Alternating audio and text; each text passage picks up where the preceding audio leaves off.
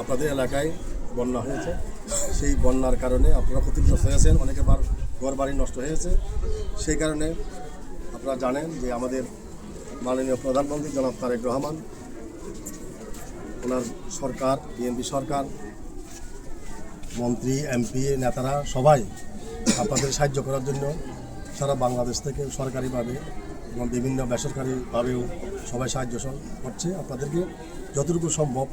আমরাও মাননীয় প্রধানমন্ত্রী তারেক রহমানের ডাকে সাড়া দিয়ে আমরা পাঁচটাইশ থানার 8 নম্বর 16 নম্বর ওয়ার্ডের সুগন্ধা আবাসিক কল্যাণ সমিতির পক্ষ থেকে আমরা আপনাদের এই দুঃখ দুর্দশা অংশীদার হতে, আপনাদের সাথে, আপনাদের দুঃখের সাথে হতে আমরা আসছি।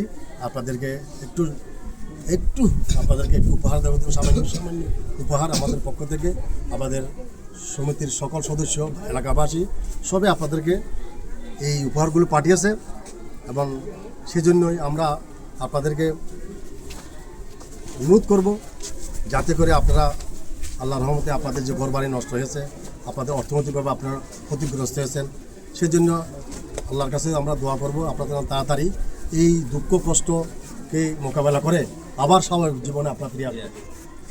যা হোক, আজকে আমরা যে সুগন্ধা আবাসিক এলাকার সমিতির পক্ষ থেকে আমরা আসছি, আমার সাথে আসছেন আমাদের সুগন্ধা আবাসিক কল্যাণ সমিতির সংগ্রামী যুগ্ম সাধারণ সম্পাদক রাশেদ খালেদ ভাই, আর আমাদের সদস্য ইসমাইল ভাই, আমাদের সাথে আরও আসছেন আমাদের সুলভ বহর এবং পাশে তারা বিএনপির HM আজাদ, মালেক, কামরুল এবং আপনাদের এলাকার কৃতি সন্তান জহিরুল ইসলাম জিয়া আমাদের সাথে আসছেন এবং তারই তত্ত্বাবধানে এই আজকে 3 দিন ধরে সে কষ্ট করে আপনাদেরকে এখানে নিয়ে আসছে আমাদেরকে সহযোগিতা করার জন্য।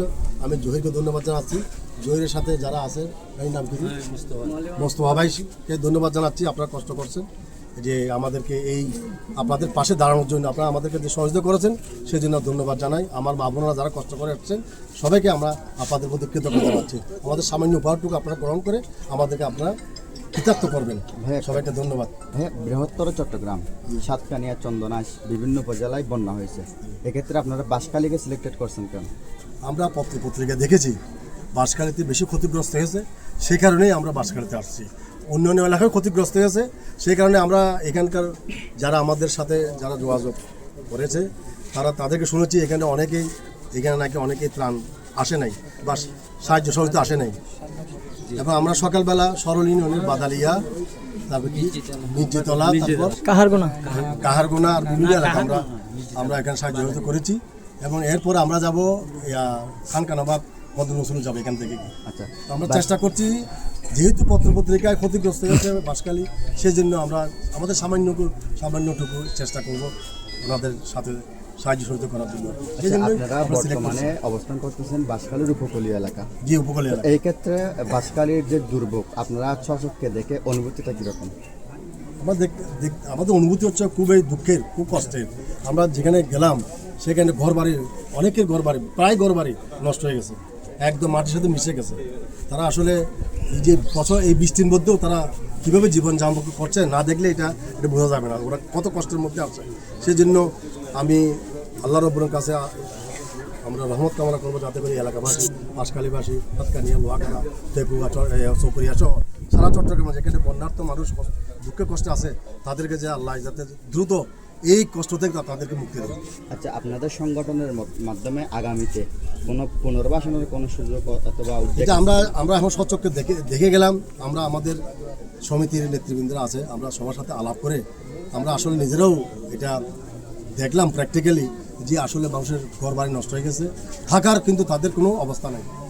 এখানে তাদের যে মাথা গোঁজার ঠাঁই ছিল এটা সম্পূর্ণ বন্যা বিধ্বস্ত হয়ে গেছে।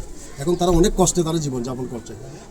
আমাদের সমর্থ অনুযায়ী আমরা চেষ্টা করব তাদের পুনর্বাসনের ভূমিকা রাখার জন্য। পাশাপাশি আমাদের যে সরকারিভাবে সাথে যোগাযোগ করে এই এলাকায় যাতে পুনর্বাসন করা হয় সেটাও আমরা চেষ্টা করব। ধন্যবাদ।